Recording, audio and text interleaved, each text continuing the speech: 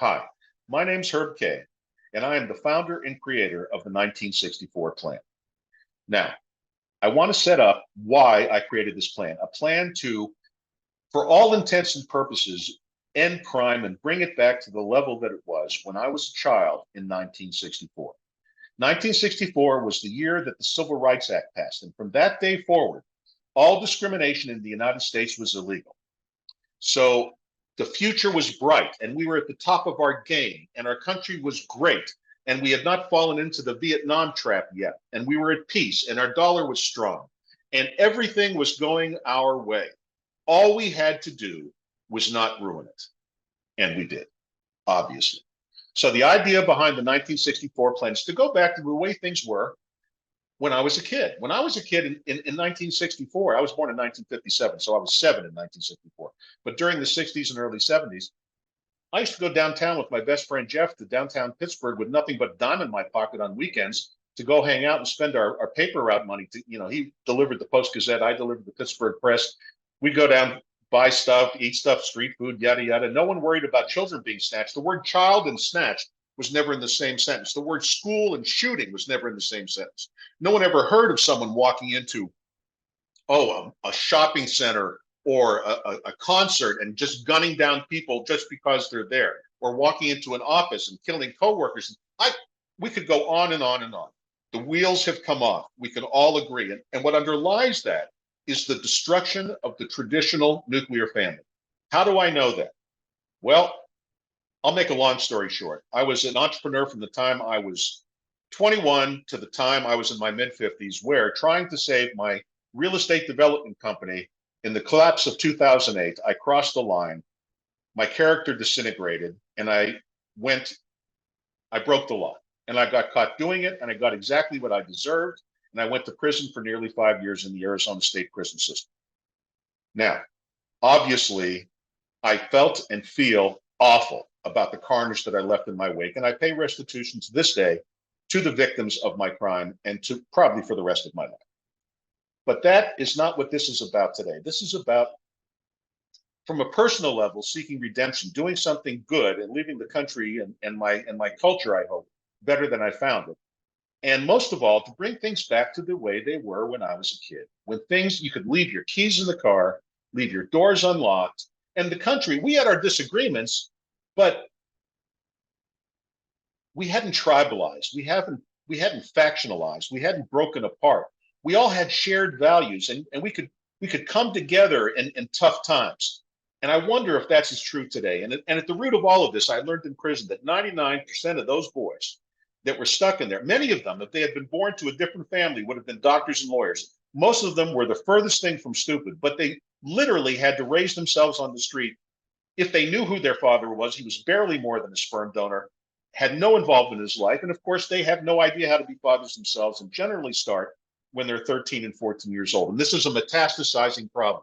It's getting bigger and bigger. And if we don't do something about it, it's just going to destroy the foundation of our society and bring it all down around our ears. And with technology and AI coming and things going faster and faster, we can destroy ourselves just as fast. So let me talk about the 1964 plan. It is nonpartisan. I don't care if you're a Democrat or Republican, Libertarian, Green, Socialist. It makes absolutely no difference to me. It makes no difference to the plan. The plan is based on objective reality, not the propaganda of the right or the left. We just apply moderation and justice and courage and wisdom.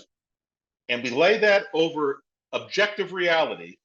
And through the experience that I have fairly uniquely, there aren't many people who start at the top and are stupid enough as I was, and venal enough, and frankly, evil enough to take themselves all the way to the bottom.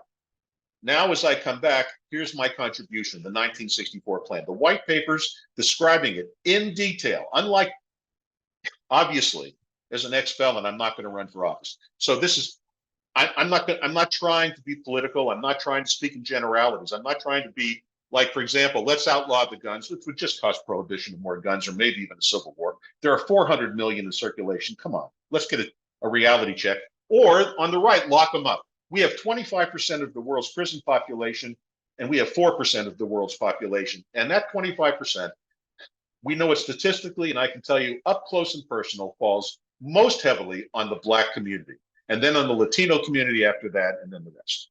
And it just cannot go on. It is a metastasizing problem, and the solution lies in restoring the traditional nuclear family. The 1964 plan establishes the real causes, not the correlations, not talking in slogans, and specific solutions to everything to restore the nuclear family to what it once was. Okay, and by the way, this does not mean turn the clock back on social progress. This does not mean stick women back in the 1950s with an apron on and washing diapers and things. Just get these propaganda thoughts out of your head. This is to keep all of the social progress we've made, keep the best of what we've become, and restore things to the way they once were. Not to go back in time, but to face the future the way we did when we were at the top of our game in 1964. Okay, I could go on and on, but I'm going to leave it there. Just click on the Learn More button. The white papers are attached. I think they're in bite-sized pieces, and they're very specific. And I lay out the solutions. And you know how I know this is a good plan? Because I guarantee you there's a part of this plan that you're going to hate. And if that weren't true, it wouldn't be a good plan. If you were going to read this and go all the way through, the way, for example, social media works today, all you would have echoed back to you is what you want to hear. And pretty soon your cognitive biases are so reinforced that you can't I'm not accusing anyone, but a lot of people cannot recognize reality when it smacks them in the face. Prison wiped away all my pretense, and so reality became stark. And so in these solutions, I'm talking about reality. And that means whether you're on the left or the right or down the middle, you're going to find some part of this a little hard, but I explain it, I footnote it where it's necessary, and I do it in language that I think you'll understand. And if at the end of that time, you see the value of this, you see that what we need to do is bring this out and take it to the politicians and make people believe in it and force them on every side of the aisle to do the right thing and restore our culture and stop digging us into a hole deeper and deeper and deeper, then I would ask that you donate.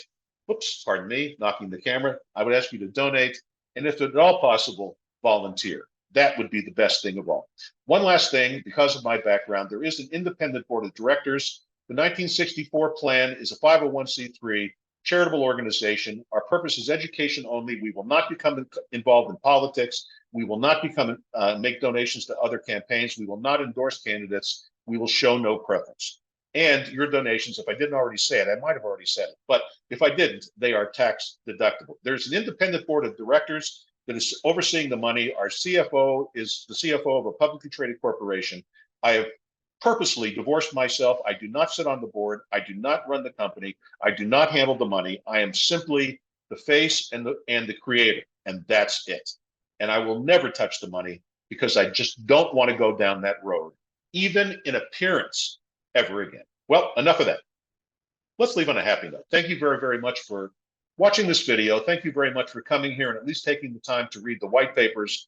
Please, if you can, join us. Have a wonderful day and God bless America.